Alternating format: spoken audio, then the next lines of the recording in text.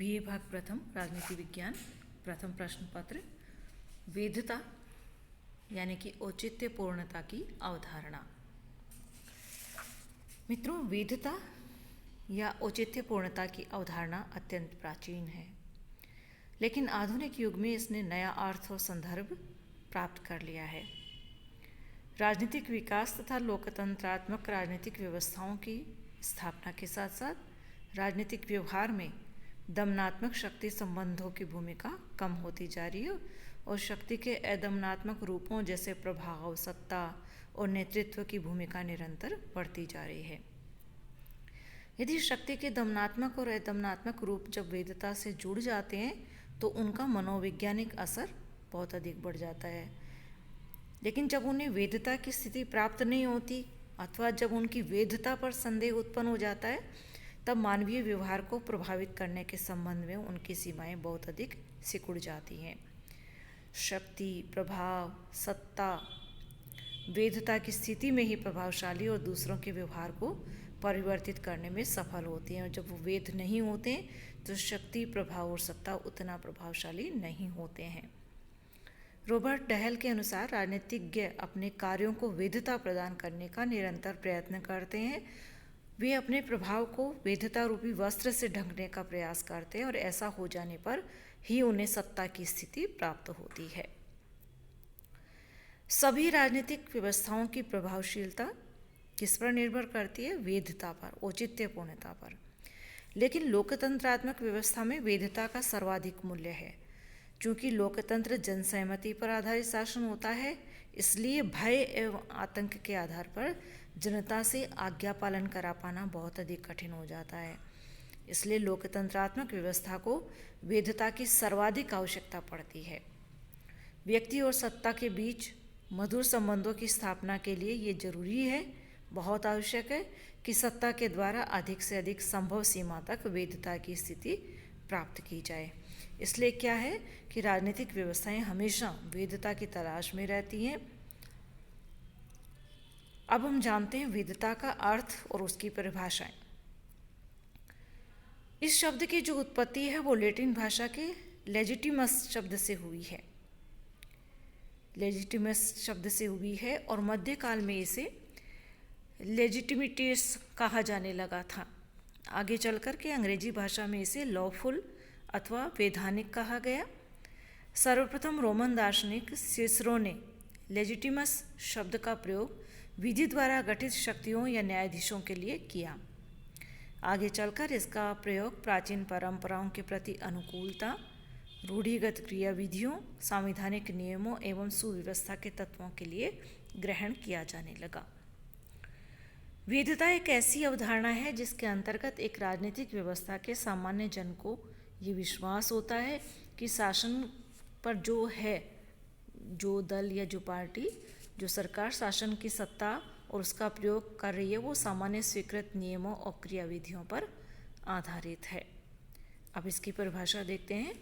कुछ परिभाषाओं में कार्ल जे फ्रेडरिक ने कहा है, वैधता कानूनों और शासकों के न्यायसंगत होने का ऐसा प्रतीक है जो उनकी सत्ता में वृद्धि करता है।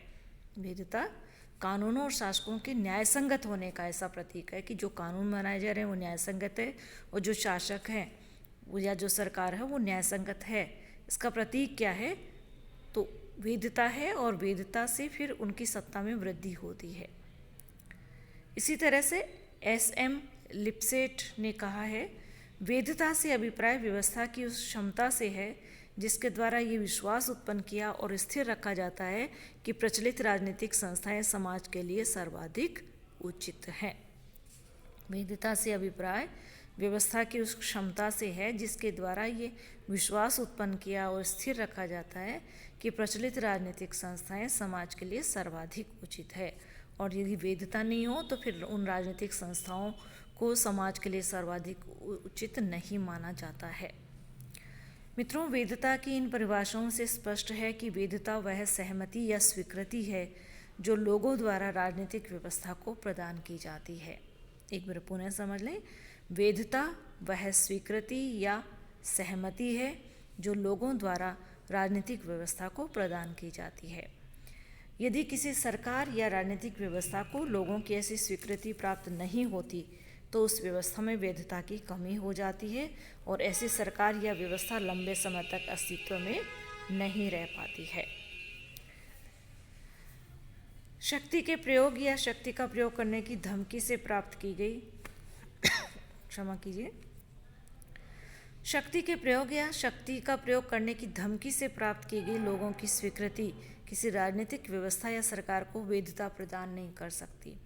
दूसरे शब्दों में, लोगों की यह स्वीकृति या सहमति उनके इस विश्वास पर आधारित होनी चाहिए कि वह राजनीतिक व्यवस्था अन्य व्यवस्थाओं की अपेक्षा अधिक उचित या समीचीन है। यह राजनीतिक व्यवस्था लोगों के मानसिक मूल्यों के अनुरूप है और उस राजनीतिक व्यवस्था द्वारा लोगों की बुनियादी आवश्यकताएं वैध रूप से पूरी की जाती हैं, तभी उनको अच्छा लगता है, वो उसे वैधता प्रदान करते हैं, वो उसे स्वीकार करते हैं। यदि कहीं भय है, दबाव है या लालसा के कारण लोग राजनीतिक व्यवस्था या सरकार के प्रति सहमति व्यक्त करते हैं तो हम ये नहीं कह सकते कि उस व्यवस्था को वैधता प्राप्त है। तो ये थी वैधता की परिभाषाएं। अब हम देखते हैं वैधता की जो अवधारणा है उसकी विशेषताएं कौन कौन सी है। मित्रों, वैधता कोई भौतिक वस्तु नहीं है जिसके निर्धारक तत्व या निर्माणकारी तत्व बतलाए जा सके, अपितु यह तो एक अवधारणा है, एक कंसेप्ट है। राजनीतिक जीवन की एक ऐसी स्थिति है जिसकी अपनी कुछ विशेषताएं हैं। वैधता की अवधारणा की विशेषताओं का स्तर और प्रभाव विश्व के समस्त देशों में एक जैसा नहीं हो सकता, अपितु ये विशेषताएं संबंधित देश के लोगों के मानसिक स्तर, राजनीतिक मूल्य, विश्वास, आदतें और उनकी राजनीतिक चेतना की मात्रा पर निर्भर करती है। यदि हम बिंदुवार राजनीतिक वैधता की अवधारणा की विशेषताएं देखें राजनीति विज्ञान में, तो पहली विशेषता है विशाल जन समुदाय की सहमति पर आधारित। वैधता विशेष वर्ग के व्यक्तियों की सहमति पर आधारित न होकर के विशाल जन समुदाय की सहमति पर आधारित अवधारणा है। यानी ऐसा नहीं है कोई एक वर्ग विशेष ही उसको सहमति प्रदान कर रहा है वैधता को, नहीं, विशाल जन समुदाय की सहमति होनी चाहिए वैधता को, तभी कहा जाता है कि विशाल जन समुदाय की सहमति पर आधारित वैधता। दूसरा बिंदु है शक्ति को सत्ता में परिवर्तित करने वाली अवधारणा। ये इसकी विशेषता है कि सत्ता का मुख्य आधार वैधता है। वैधता से आच्छादित शक्ति ही सत्ता कहलाती है।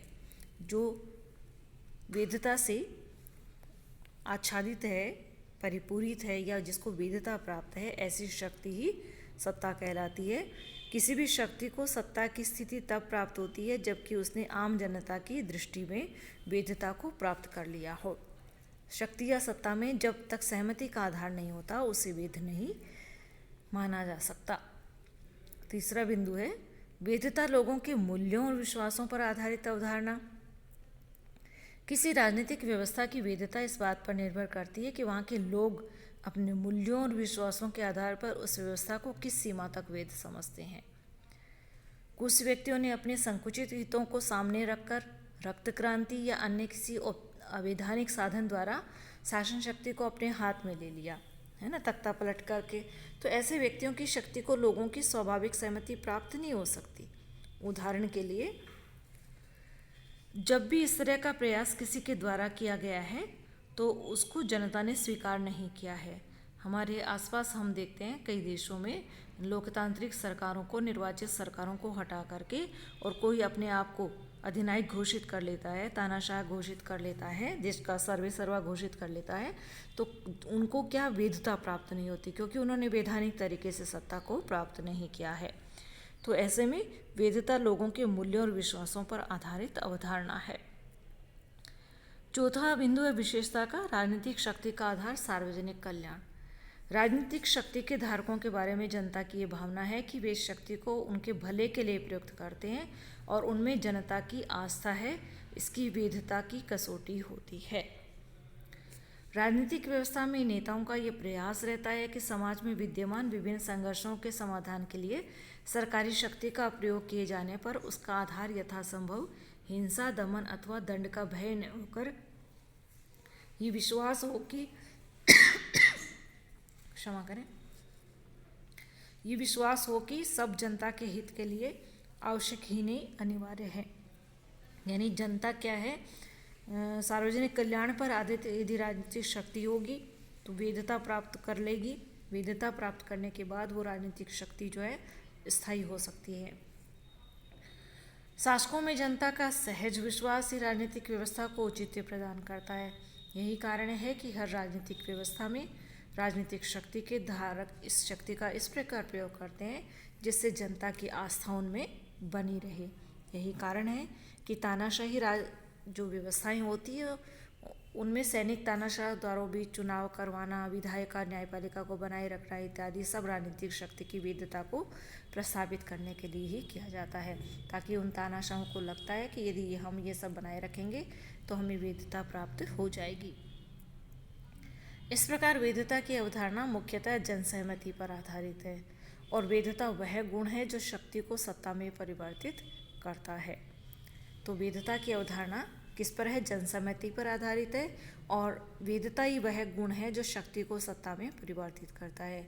किसी राजनीतिक व्यवस्था की वैधता इस बात पर निर्भर करती है कि उसकी कार्यप्रणाली और स्वरूप संबद्ध लोगों के मूल्यों और विश्वासों के अनुकूल है या प्रतिकूल है। हर राजनीतिक व्यवस्था का प्रयास रहता है कि वह वैधता से परिपूर्ण रहे, जनता उसकी सत्ता को स्वीकार करे और उसके आदेशों का स्वाभाविक रूप से पालन करे। एक बार पुनः हम समझ लें कि हर राजनीतिक व्यवस्था का यह प्रयास रहता है कि वह वैधता से परिपूर्ण रहे, जनता उसकी सत्ता को स्वीकार करे और उसके आदेशों का स्वाभाविक रूप से पालन करे। जनता को डंडे के जोर से कोई भी शासक लंबी अवधि तक नियंत्रित नहीं रख सकता, इसलिए राजनीतिक व्यवस्था वैधता के आधार पर ही सुव्यवस्थित और स्थिर रह सकती है। आज के लिए इतना ही, धन्यवाद।